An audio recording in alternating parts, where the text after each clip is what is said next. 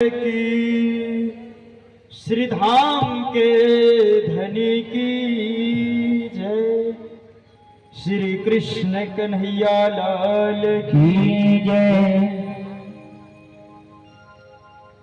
आनंद कंदम प्रभुदेव चंद्रम ब्रजेश रूपेण पुरा पिजातम् प्रविश्य प्राप्तं प्रिय प्राणनाथम् परेश पुराण सततं नमामि। ब्रह्मा प्रिया गरुड़ाय जाता सर्वस्व पाता भवसिन्धुत्राता विज्ञान दाता निज धर्म दाता दीनेक बंधु शरणं प्रपद्ये दीनेक बंधु शरणं प्रपद्ये। प्रथम लागू दो चरण को धन्य न छुड़ायो छिन्ना लाख तली लाल एड़िया मेरे जीव के यही जीवन इन पाम तले पड़ी रहूं धनी नजर खोलो बातुना फलन बालू निरखूं नेत्र मेरे जीव के यही जीवन मेरे जीव के यही जीवन।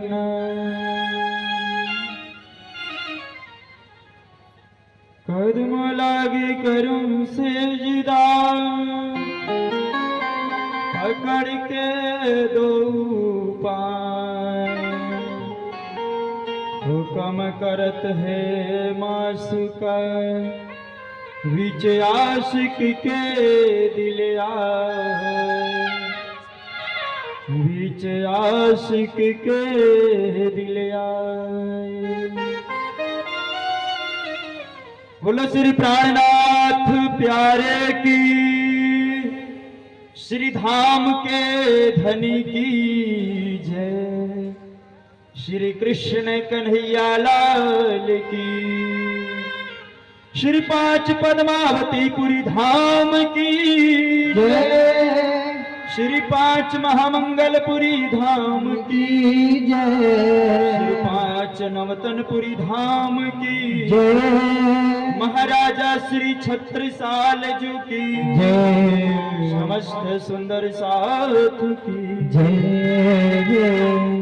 सज्जनों भक्तजन धर्मानुरागी हम सभी कथामृत का पान करने चले उसके पहले सुंदर सा एक भजन कीर्तन के द्वारा उस परमात्मा का अभिवादन करेंगे जिस भजन के राइटर हैं महान संत श्री मीरा जी। और मीरा जी ने बड़ा ही सुंदर भाव रखा है जिसमें हमारे सहयोग देंगे मन्नू राज प्रणामी जी और मंटू भैया। तो गलती हो गया तो आप लोग क्षमा कीजिएगा क्योंकि मैं भी इस जो भजन है इसको फर्स्ट टाइम में टच करने जा रहा हूँ। बोलो श्री प्राणनाथ प्यारे की जय। बसो मोरे नैनन में नंदलाल बसो मोरे नैनन में नंदलाल, बसो मोरे नैनन में नंदलाल, बसो मोरे नैनन में नंदलाल।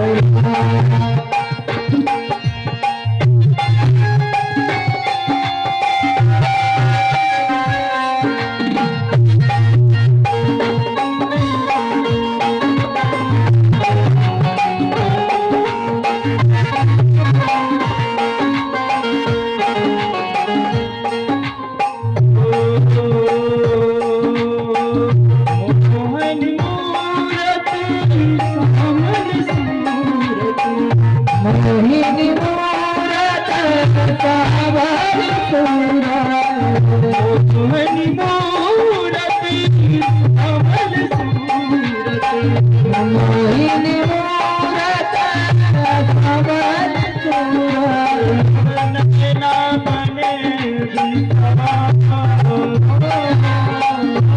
नैना बने बिसरा, अखिल सुधारस मृत रात, अखिल लागत हरित लागत, अखिल सुधारस अमृत रात, अखिल लागत हरित लागत।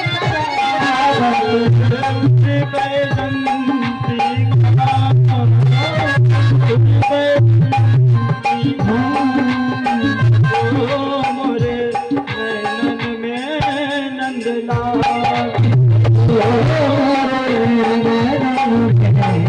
मेरा प्रभु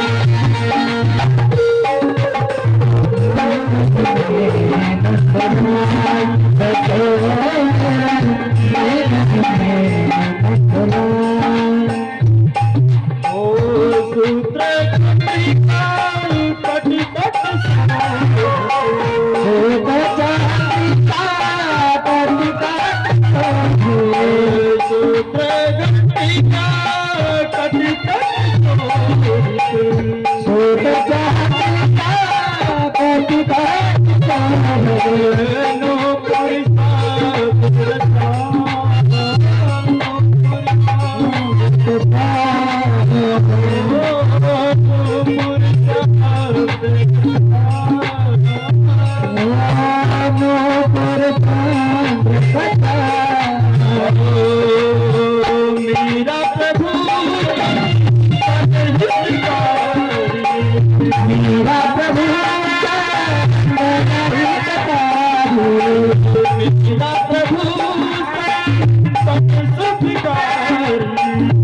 मेरा प्रभु भक्त बचल भक्त बचल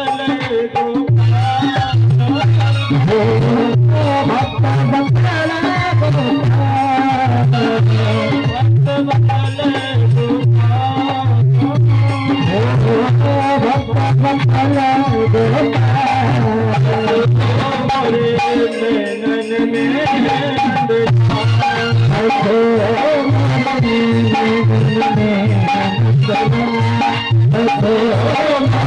प्रभु मेरा प्रभु मेरा प्रभु भक्त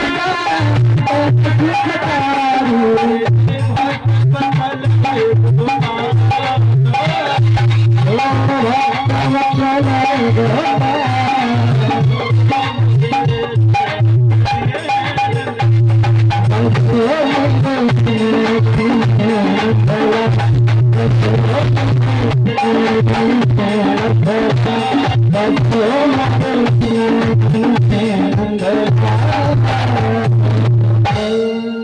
श्री प्राणनाथ प्यारे की, जय श्री धाम के धनी की। जय हो। सुंदर साथ जी, सज्जन प्रेमी, हम सभी उस पर ब्रह्म परमात्मा का जो दिव्य स्वरूप है, मूल मिलावा में साक्षात विराजमान अनादि अक्षरातीत श्री कृष्ण जी, श्री राज जी, और हम लोगों के समक्ष सन्मुख जो सुंदर छवि विराजमान है, उसी मूल मिलावा का दिग्दर्शन कर रहे हैं। तो ऐसे श्री राज श्यामा जी के चरणार बिंदु में अखंड दंडवत प्रणाम। सज्जन प्रेमी, श्री 5 पद्मावतीपुरी धाम से पधारे हुए यज्ञाचार्य श्री श्री 108 श्री रसिक प्रियाचार्य जी महाराज जी, जो अपनी सुंदर सुमधुर वाणी से आप सभी को हमेशा आच्छादित करते रहते हैं, और श्री कृष्ण प्रणामी मंदिर चरिघरवा से पधारे हुए श्री शैलेश कृष्णानंदी जी महाराज जी, जिनके मुखारविंद से आप सभी लोग सुंदर सुमधुर वाणी का रसास्वादन कर रहे थे, और यह जो वाणी सुनने का सौभाग्य प्राप्त हो रहा है ग्राम सभा समरहना डिग्री टोला में, तो वैसे श्री यज्ञकर्ता हमारे इंद्रजीत पहलवान जी, जिन्होंने सुंदर एक राष्ट्रमंडल का भी गठन किया अपने समय में, और जो आज निरंतर वह चल रहा है। तो वैसे श्री श्री 108 श्री परम धामवासी रसानंद जी त्यागी जी महाराज जी के यह जो सुंदर बगीचा लगाया हुआ है, यह परमात्मा श्री राज्य श्री कृष्ण जी से ऐसी प्रार्थना है कि यह फलवारी दिन दुगुनी रात चौगुनी बढ़ोतरी करती रहे धर्म की तरफ। और हम लोगों के सामने सुंदर वाणी के द्वारा, भजन के द्वारा, और इस संपूर्ण यज्ञ के कार्यक्रम के जो प्रणेता हैं, जितने भी कार्यकर्ता हैं, उन सभी का दिल से धन्यवाद है कि आप लोग सुंदर यह वाणी का यज्ञ का आयोजन किए, जिनमें हमारे लक्ष्मण प्रणामी जी हैं, जोगेश निराला जी हैं, और बिट्टू भैया हैं, अरुण, और एक आध कोई है, मुझे नाम याद नहीं आ रहा है, और बाकी हमारे जो वाद्य यंत्र पे सहयोग दे रहे हैं।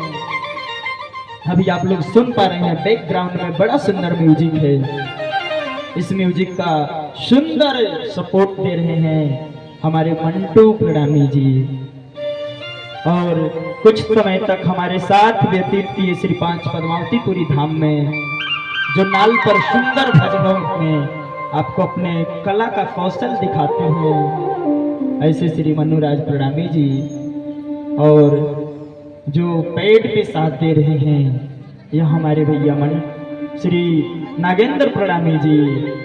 तो ऐसे आप सभी लोग, सबका जब सहयोग होता है तभी जाकर के एक प्रोग्राम होता है। जिस प्रकार से गुड़ को बनाने के लिए सबसे पहले हमें गन्ने के रस की आवश्यकता होती है, उसी प्रकार से एक समाज को बनाने के लिए हमें गन्ने के रस की जरूरी होती है। समाज को एकत्रित करना पड़ता है। जब तक गन्ना अलग अलग है, जब तक उसका रस नहीं बन सकता है।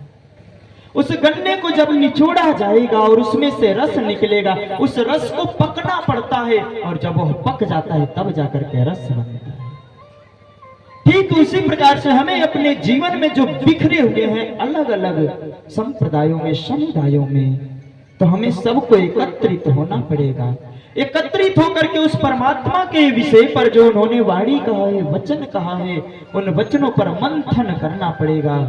और जब हम मंथन करेंगे तभी जाकर के हमको रस की प्राप्ति होगी, और जब रस मिलेगा तो उस रस को जब हम भक्ति में, ज्ञान में, तप से तपाएंगे, उसको प्रज्वलित करेंगे, जब जाकर के कहीं वह हमारे जीवन में मिठास आएगा।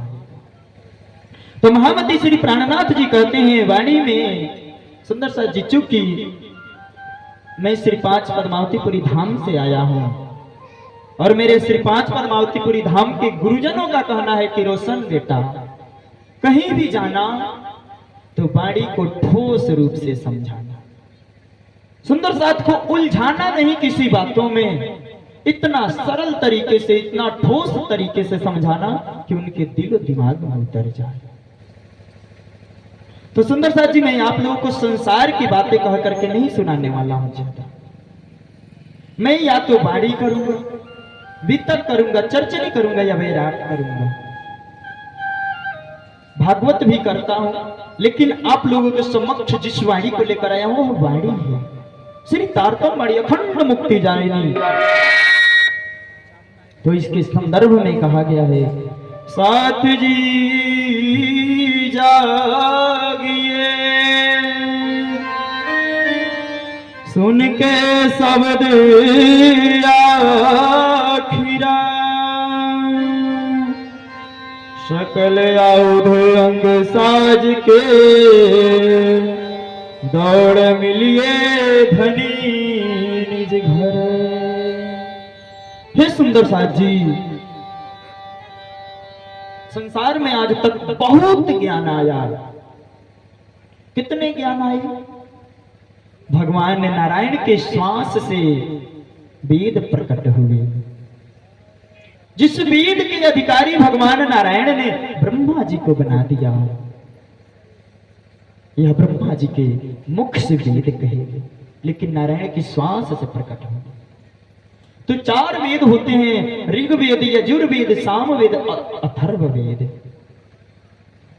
उन चार वेदों के ऊपर मंथन किया गया, तो मंथन करके उनसे 6 शास्त्र बनाए गए, जिनमें न्याय, मीमांसा, सांख्य, योग, पतंजल, इस प्रकार से 6 शास्त्र बने। और 6 शास्त्र बनाने के बाद भी यदि संतुष्टि नहीं मिली तो पुनः करके 18 पुराणों की रचना की गई, जिनमें सबसे उत्तम पुराण, सर्वोत्तम पुराण श्रीमद् भागवत महापुराण को कहा गया। और उसके बाद भी यदि संतुष्टि नहीं मिली 18 पुराण करने के बाद भी, तो पुनः करके उसका भी संदर्भ निकाला गया, तो जिसमें 108 उपनिषद बन गए। बोलो कृष्ण कन्हैया लाल की। लेकिन यह 108 उपनिषद बने, 6 शास्त्र बने, 18 पुराण बने और 4 वेद बने। इन सब से किसी से भी मुक्ति होने वाली नहीं है। मुक्ति किससे होगी? तो मुक्ति के लिए आपको सहायता लेना पड़ेगा श्रीमद् तारतम सागर का। महामंत्री प्राणनाथ जी प्रणीत जो तारतम वाणी है, कुलजम स्वरूप है, उसका सहयोग लेंगे और उसको पढ़ेंगे, वांचन करेंगे, श्रवण करेंगे, जब जाकर के आपको अखंड मुक्ति प्राप्त होगी। तो साथ जी जागिए, जागृत होने का समय है। छोड़ो रूहो सुपना, जागो घर देखो अपना, कब तक सपन में सोते रहोगे?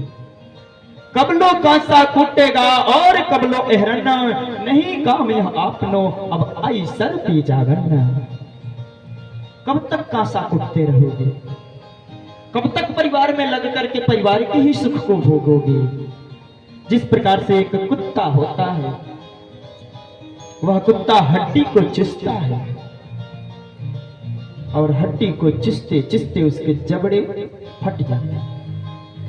उस जबड़े से खून निकलता है, ब्लड निकलता है, तो कुत्ते को ऐसा प्रतीत होता है कि यह हड्डी से हमको खून मिल रहा है। तो खून कहां से मिलता है? उसके जबड़े से। हम संसार में चाहे जितने भी सुख का उपाय कर लें, गाड़ी बंगला सब कुछ कर लें, मैं नहीं बोलता, बिल्कुल नहीं बोलता कि आप लोग नहीं करना, सब करना, लेकिन उसमें लिप्त नहीं हो जाना कि यही मेरा है।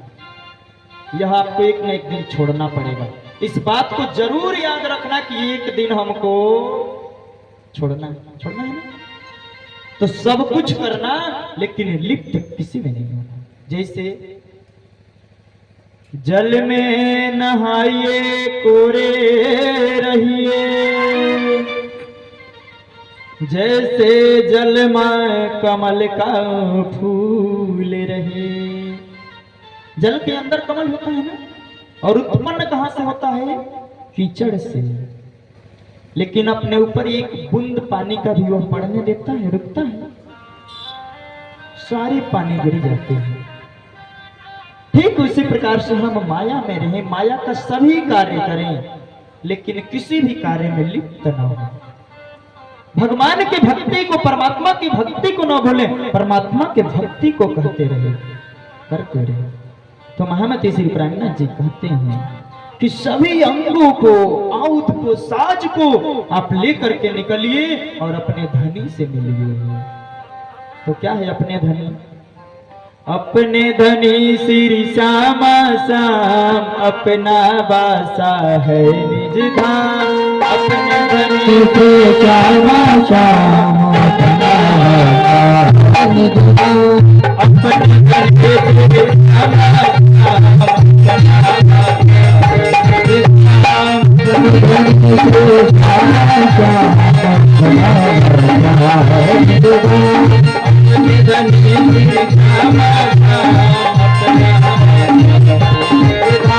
अपने धनी श्री श्यामा श्याम, अपना महल में हम रहते, के साथ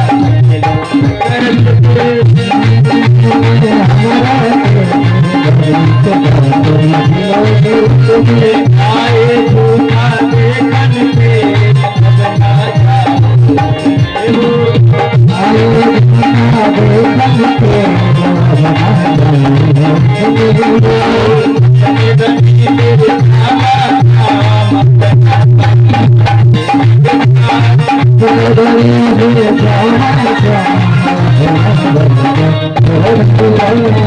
अपना नाथ प्यारे की।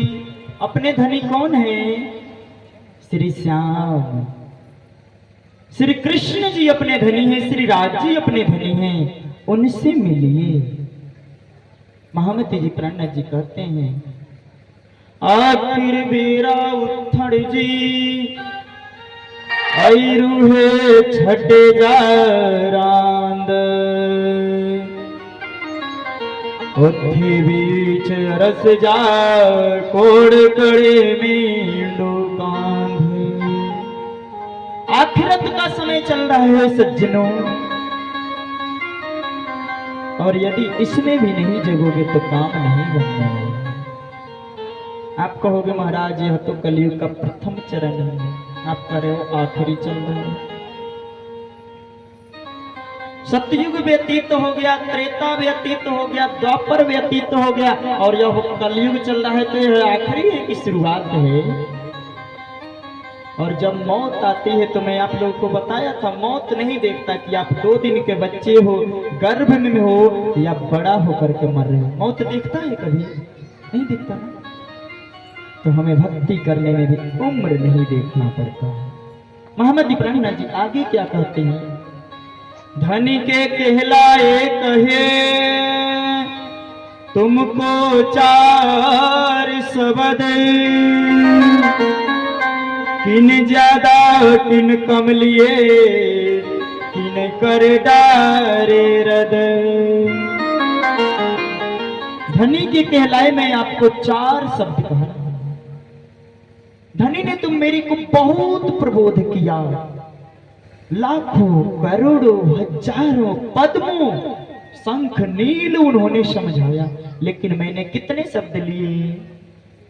उनमें से 4। और 4 शब्द में भी कोई उसको अच्छे से हिते में लेता है और कोई क्या करता है? रद्द कर देता। वह 4 शब्द कौन कौन से हैं? पहला शब्द है ब्रज, दूसरा है रास, तीसरा है परम धाम, और चौथा है जागनी। बोलो कृष्ण कन्हैया लाल की। यह 4 ही शब्द कहे गए हैं, और इन 4 शब्दों में भी कोई लेता है। कोई ब्रज को ले लिया, कोई रास को ले लिया, कोई परम धाम को ले लिया और कृष्ण ने इन सभी शब्दों को रद्द कर दिया। किन कम किन ज्यादा जीतिया, कोई पटक चल्या हार, साथ जियो बाजी मिने, कोई जीत्या बेशुमार। कोई कम करके लेता है, कोई ज्यादा करके लेता है, और कोई इस वचन को रद्द कर देता है। वो हाथ पटक करके चला जाता है। जैसे एक वाणी में उदाहरण आया हुआ है, कत्तड़ जी दृष्टांत, सूत काटने का प्रसंग। जैसे एक अपने यहाँ तो खैर कपास की खेती नहीं होती है इस एरिया में, लेकिन राजस्थान और गुजरात साइड बहुत ज्यादा कपास की खेती होती है। और महामती श्री प्राणनाथ जी भी सिंध प्रांत और गुजरात प्रांत के हैं, तो उन्होंने इस दृष्टांत को अच्छी तरह से देखा है। कत्तड़ का दृष्टांत, सूत काटने वाला प्रसंग। तो उसमें क्या होता है कि जो कपास का खेत होता है ना, उसमें से रुई निकलता है, और वह रुई निकाल करके उसको क्या करना पड़ता है, तकले पे चढ़ाना पड़ता है। तकला यानी चरखा, और चरखे पे चढ़ा करके उसको बड़ा बारीक सूत काटना पड़ता है। कैसा काटना पड़ता है? बारीक। कोई कोई उसको अच्छे से मन लगा करके बढ़िया से सूत को काटता है, और किसी का मन नहीं लगता है तो वह मोटे मोटे काट करके रख देता है। और कोई क्या करता है? आलस करता है। आलस करते हैं तो आलस करता है तो वह सूत ही नहीं काटता है। बोलो कृष्ण कन्हैया लाल की। वह अपने जीवन में सूत ही नहीं काटता है। और जब सूत नहीं काटता है तो क्या होता है, जब सीजन आता है वस्त्र बेचने का, कपास का, तो जिसने अच्छे से सूत काटा है, ज्यादा सूत काटा है, वो सामान बेचेगा तो खुश होगा। जिसने मोटा काटा है, पतला नहीं काटा, थोड़ा काटा है, वह क्या करेगा? खुश तो नहीं होगा, लेकिन दुखी भी नहीं होगा। और जिसने अपने जिंदगी में कभी तकला पर चढ़ाया ही नहीं सूत को, वह क्या करेगा? रोएगा। रोएगा ना? ठीक उसी प्रकार से हम संसार में परमात्मा से वादा करके आए थे कि हे परमात्मा, हम संसार में जा रहे तो आपका भक्ति करेंगे, लेकिन हम यहाँ आकर के सबसे पहले कहे कि प्रभु कुछ भी करना नहीं भूलेंगे, खाना खाना नहीं भूलेंगे, पानी पीना नहीं भूलेंगे,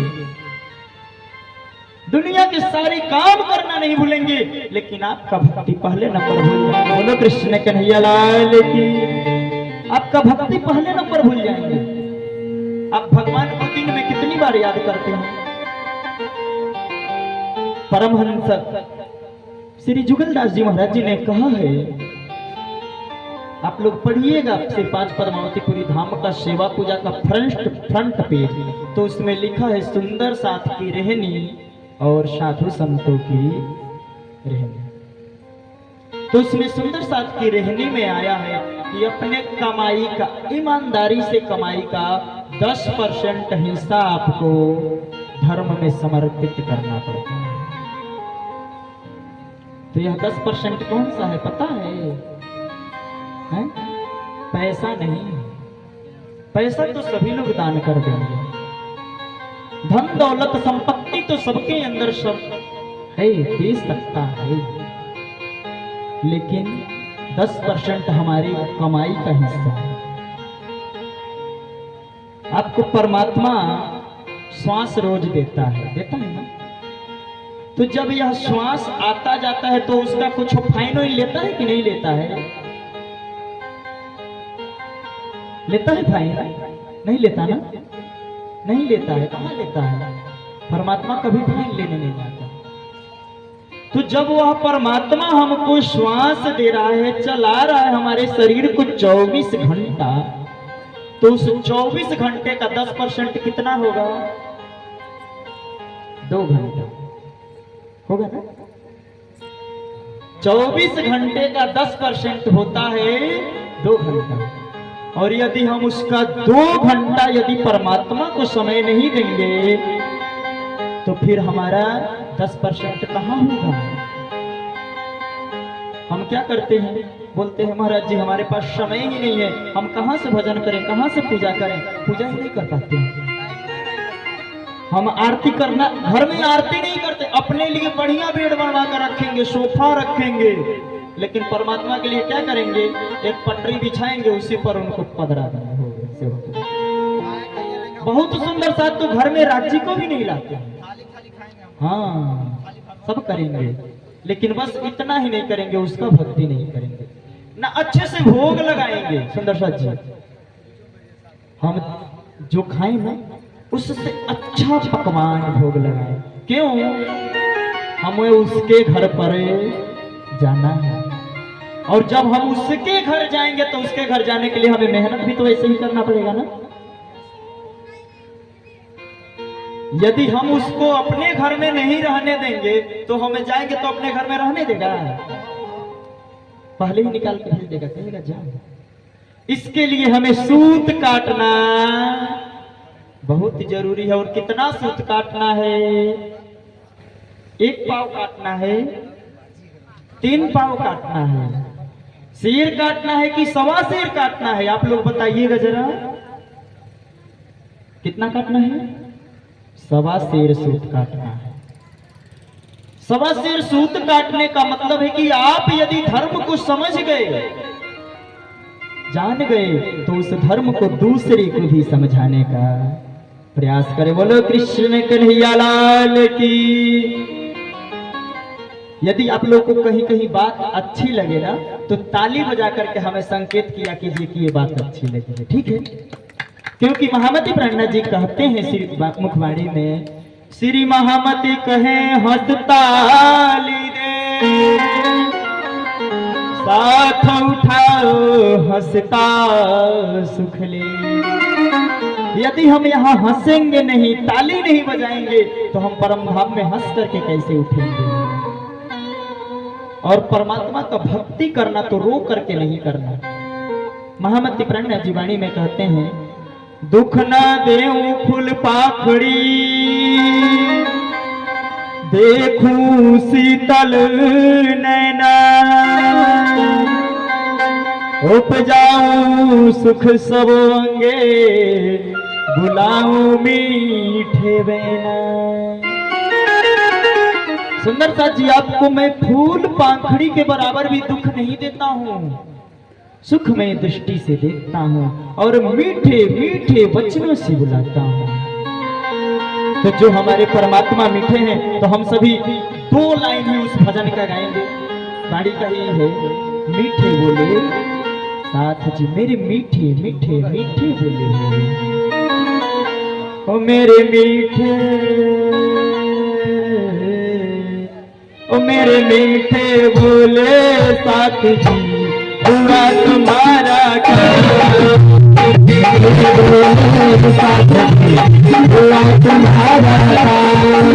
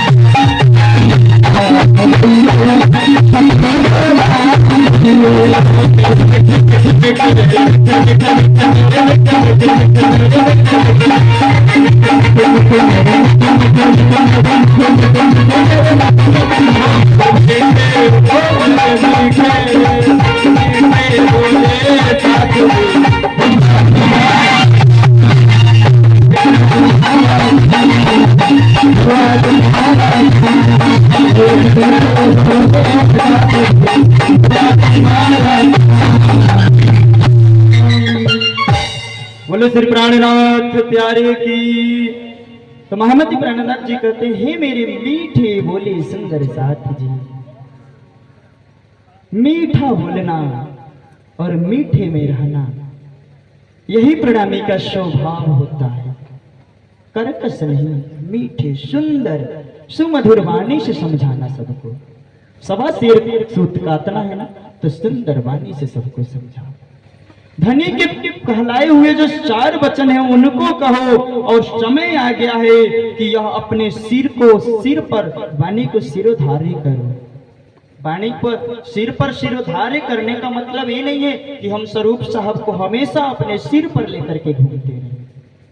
उसका मतलब ये होता है कि जो धनी वाणी में कहे हैं, उन वाणी के वचनों पर चलना ही वाणी को सिरोधार्य करना है। और महामती प्राणनाथ जी क्या कहे हैं वाणी में? 25 पक्ष छे आपड़ा, जे माँ कर जो रंग विलास, तेसु होए जागनी, यही कहिए प्रकाश। जो हमारे परम धाम के 25 पक्ष हैं सुंदर साथ जी, उन 25 पक्षों में विचरण करना, रमण करना ही हमारा जागनी है। तो जो हमारे परम धाम के 25 पक्ष आए हुए हैं, उनमें सर्वप्रथम यदि देखा जाए तो मध्य का जो है, जिसको रंग महल बोला गया है,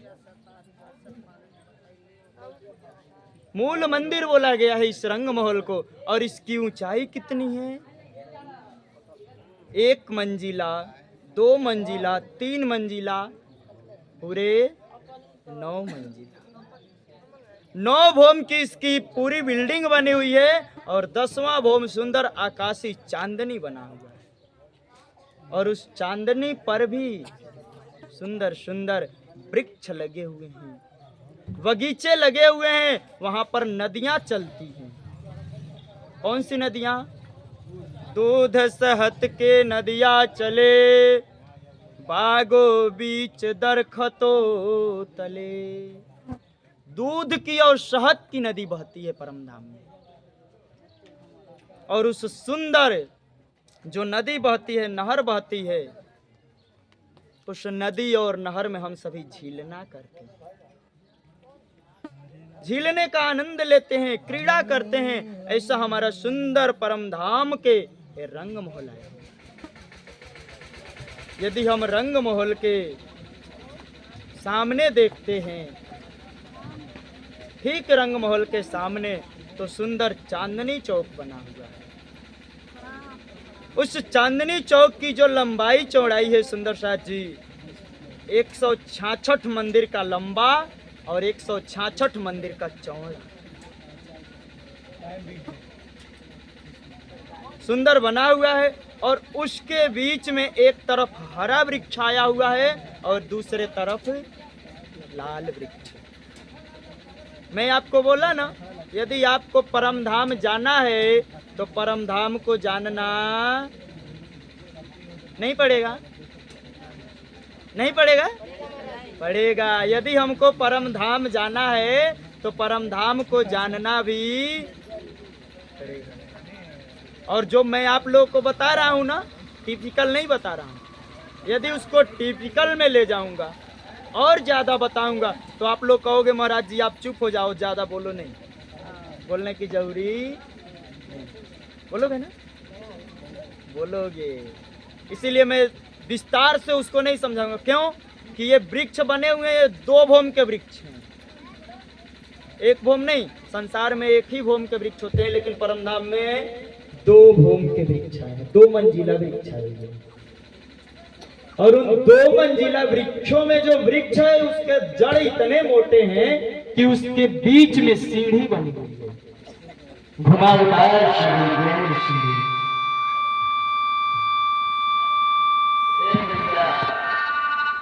बोलो कृष्ण कन्हैया लाल की।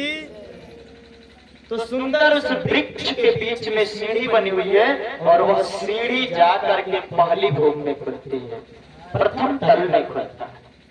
और जैसे ही प्रथम तल में वह सीढ़ी खुलती है, हम वहां से जा करके और उन वृक्ष के ऊपर सुंदर वृक्ष में महल बने हुए हैं। उन महल में जितने भी पदार्थ हैं वह सब लकड़ी के हैं और सब फूलों के बने हुए हैं। हम जाकर के उस पर बैठते हैं,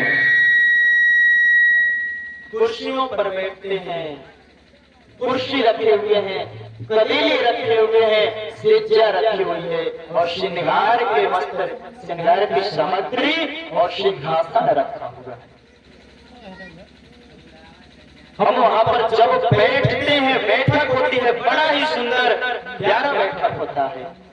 या मैंने आपको एक वृक्ष का बताया, जो 2 भूमि के वृक्ष हैं, इनकी बात नहीं तो ऐसे परम धाम में देखा जाए तो एक वृक्ष की जो भूम है ना, वह 60,000 भूम चली गई है। कितना ऊंचा है? 60,000 ऊंचा भूम, जिसकी ऊंचाई यदि हम किलोमीटर में यदि नापें, किसमें? किलोमीटर में, तो किलोमीटर में नहीं नाप सकते, उसको कोस में कहा गया है। कितना कोस? 60,000 भूम बराबर 60,000 कोस ऊंचे ऊंचे वृक्ष बने हुए। कितने ऊंचे? 60,000। और उनको बनाने के लिए सुंदर जो चबूतरा बना हुआ है, वह चबूतरा भी अत्यंत ही मनमोहक सुंदर शोभायमान होता है। और जो चांदनी चौकाई हुई है ना, ए भैया या तो बंद कर दो, नहीं तो चला उससे बढ़िया रहेगा। हम ऐसे